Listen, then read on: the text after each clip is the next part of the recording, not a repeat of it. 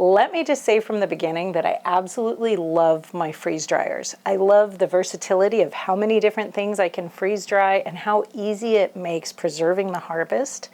But for a long time, I steered away from freeze drying certain foods because I wasn't really sure how to rehydrate them properly, and I couldn't find great information on it. And honestly, I just didn't trust some of the information that I found. It didn't look like it would work. So I jumped in and I started experimenting. And I found 6 different methods for reconstituting freeze-dried foods. Some of them work really, really well. Some of them pretty much fail miserably. Today, I'm gonna take you through all 6 different methods, and we're gonna see when to use them and when you should stay away from them.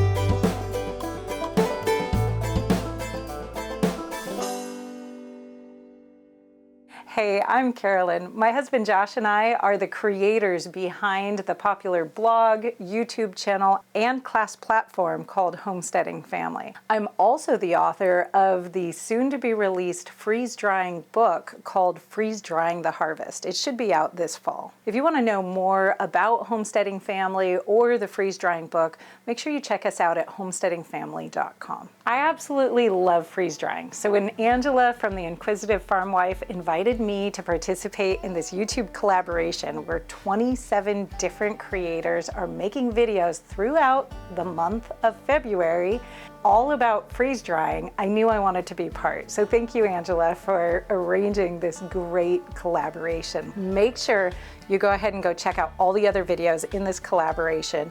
You just go check out this hashtag right here, just search it here in YouTube, and you'll see all other 27 videos that are being released throughout the month of February. There are a whole bunch of great sponsors for this freeze-dried February collaboration, and the great news is that there's even going to be a grand prize giveaway. You get to enter and possibly win a bunch of freeze-drying supplies or even 50% off of a brand new Harvest Right freeze dryer. Isn't that exciting? The grand prize drawing will be at March 6th, 2024 at 6 p.m. over at Angela's channel. And to enter, all you have to do is put an actual real comment below this video or on any of the other videos throughout the collaboration. Really exciting. I hope you win. Some things are absolutely delicious eaten in their dry state. Things like pizza and chocolate cake are wonderful eaten dry and not rehydrated. But sometimes you want real food and not astronaut food. So let's take a look at the different ways that you can rehydrate your food, when they work and when they don't work. The general rule of thumb when it comes to rehydrating freeze-dried foods is that if the food was put into the freeze dryer raw, we need to rehydrate it with cold water. If it was put into the freeze dryer cooked or blanched, in a blanched or cooked state, then you're gonna rehydrate it with warm to hot water. So that kind of applies to everything and all the different methods that we're talking about today. Method number 6 of the most useful methods for rehydrating freeze-dried food is steaming your food.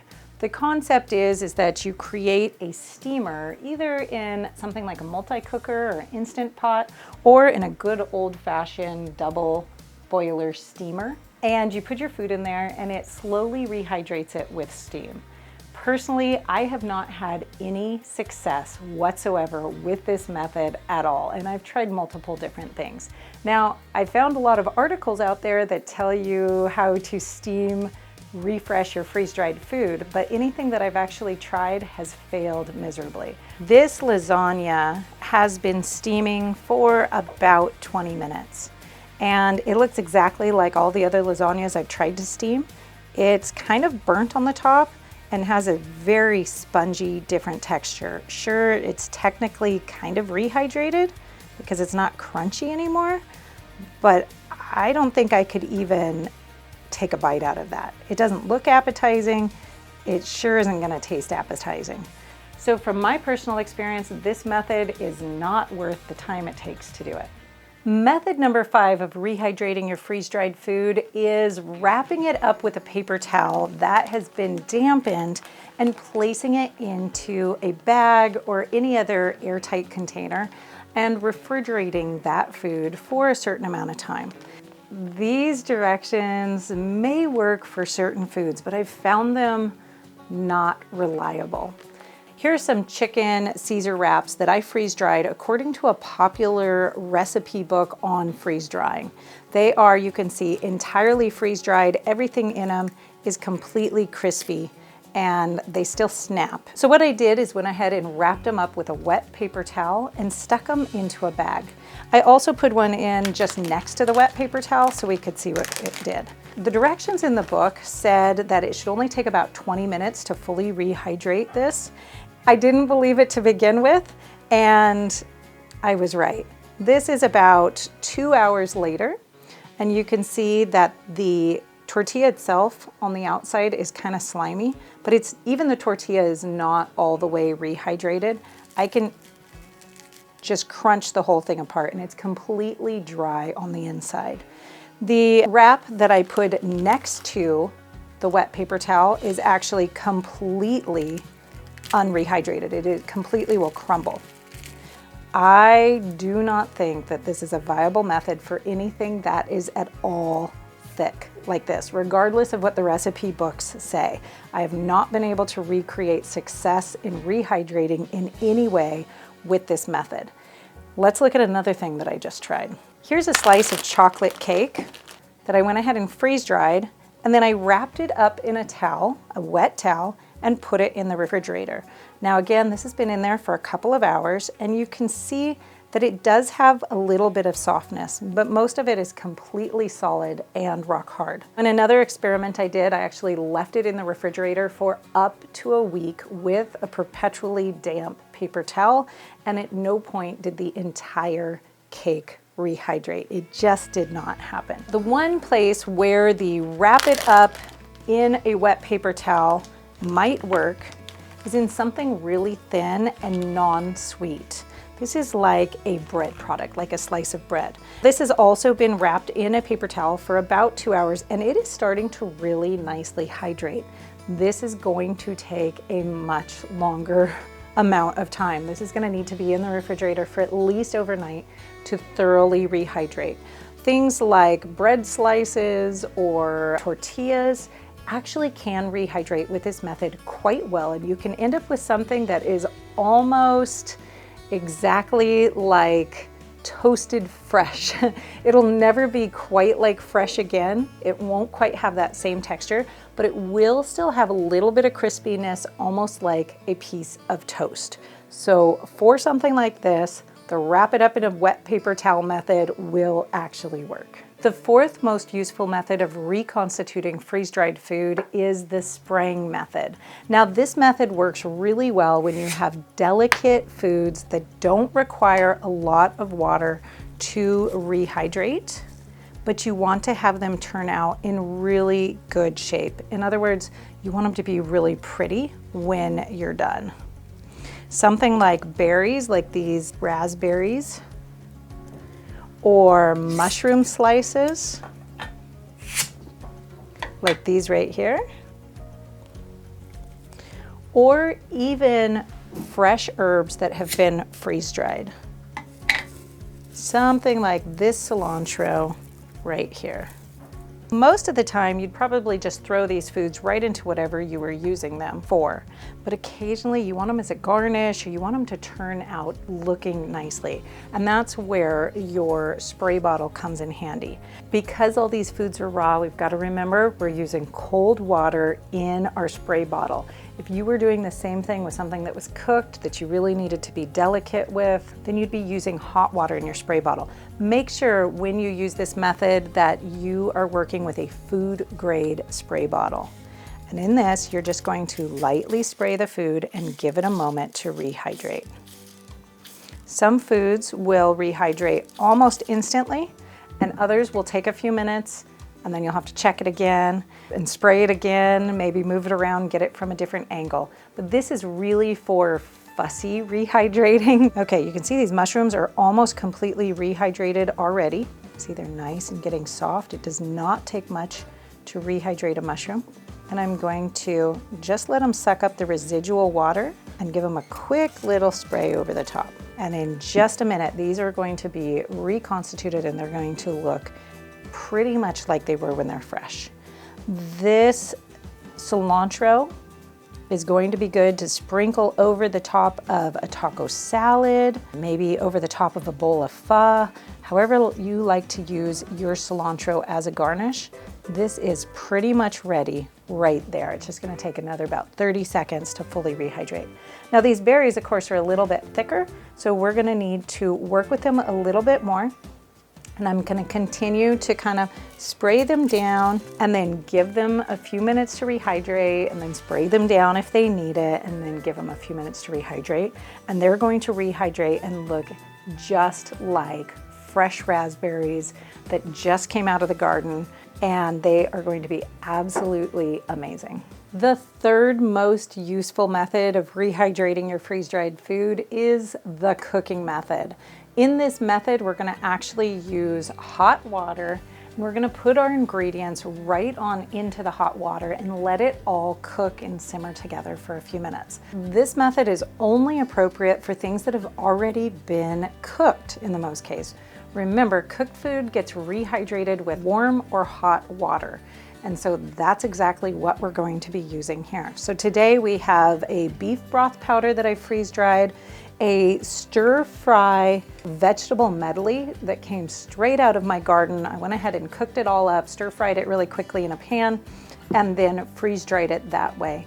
And we have some chicken that's been freeze dried that's coming straight out of the freeze dryer right now. And you can see it's completely well freeze dried. It actually powders in my fingers. For something like this, we get to go ahead and use the cooking method. My water has come to a simmer, and so I'm ready to put my ingredients in. Something that's really important is that you don't actually hold your jar or your bag over your simmering water, because it will get a lot of steam into your container. So you wanna like fish it out with your hands or a spoon and then put it right in.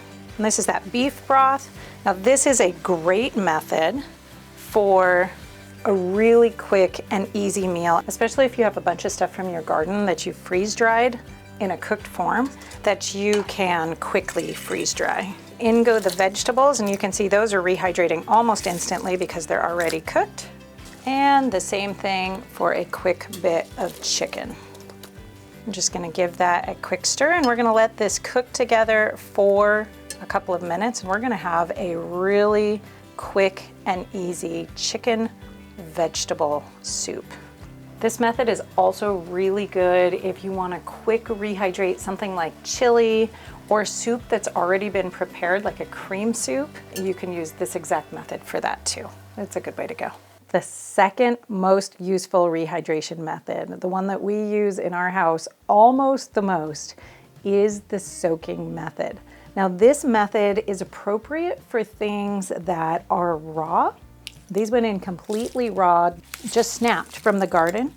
You can hear how dry they are. They completely powder in my hands. Because they're raw, we need to use cold water, but they also are gonna take a while to rehydrate. Raw things don't rehydrate as quickly as cooked things do, so you need to have a little bit of time. When we decide we're gonna have green beans for dinner or for lunch, we start rehydrating them first thing in the morning, and we just leave them in the refrigerator soaking for a long period of time, pretty much throughout the entire day, and that works really, really well. They don't really take that long. They take an hour or two. Some items will take only about 20 minutes. Now we're gonna fish these out at the end and strain them off, so we don't need to be really careful about how much water we're using. We just want to go ahead and make sure that they're completely covered in water and they have enough water to completely rehydrate. Again, this is a great method for any raw vegetables you're using, for any fruits that you don't mind, you don't need in perfect shape. It's a really easy way to rehydrate foods. Raw meats rehydrate really, really well this way. So I'm just going to cover this up and place this in the refrigerator, and I know that it will be ready for me anytime from about 2 hours on out to about 48 hours whenever I want to cook with it. Now, don't forget, if you want any more tips or tricks about freeze drying, to check out the homesteadingfamily.com archives on freeze drying. We talk about all sorts of different tips, tricks, we have recipes, and all sorts of tutorials on the freeze drying method. And now the most useful method of rehydrating your food, one that we use all the time in our home. This is the hot water pour over method. This is a great method for cooked food items that need to retain their shape and need to rehydrate carefully in order to have the right texture and the right shape at the end. This is things like lasagna. This is a cooked lasagna that I went ahead and freeze dried in slices after cooking it. Or things like this chocolate cake. Kind of tricky, huh? Now remember, because these are cooked foods, we're going to be using very hot water. And because we want to heat it up at the same time, I'm actually using lightly simmering water. The key to getting the rehydration right is not going too fast. For something like lasagna, a little bit of extra water on your plate probably isn't going to ruin the lasagna. You can just pour it off at the end.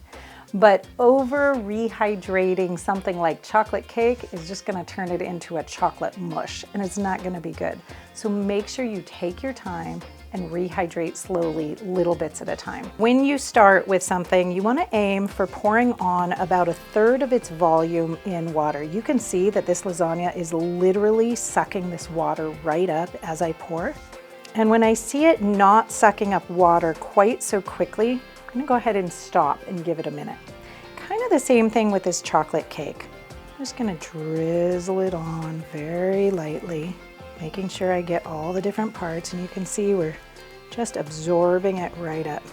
Is that crazy? You can actually preserve something like a chocolate cake with freeze drying?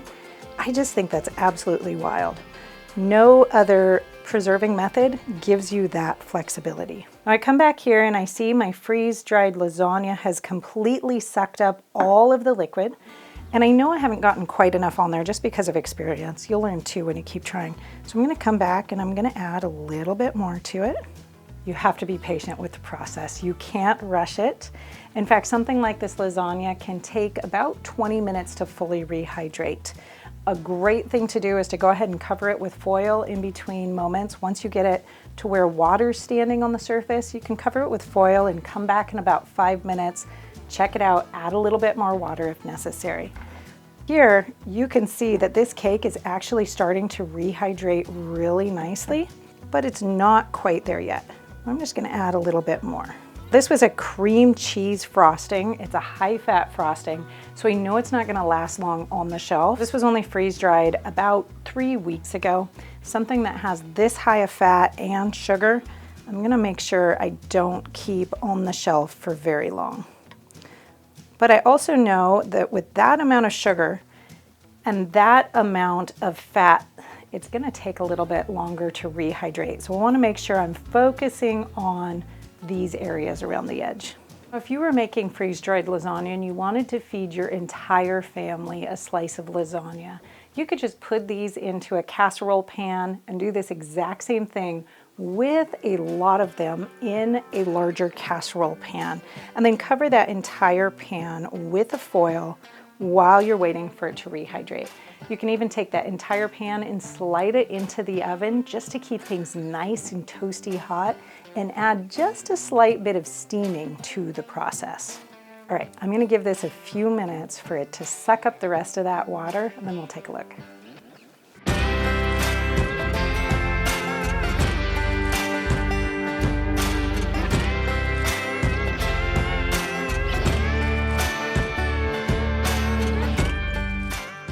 Now remember, this method of rehydrating food is also good for things that don't need to have a perfect shaped held.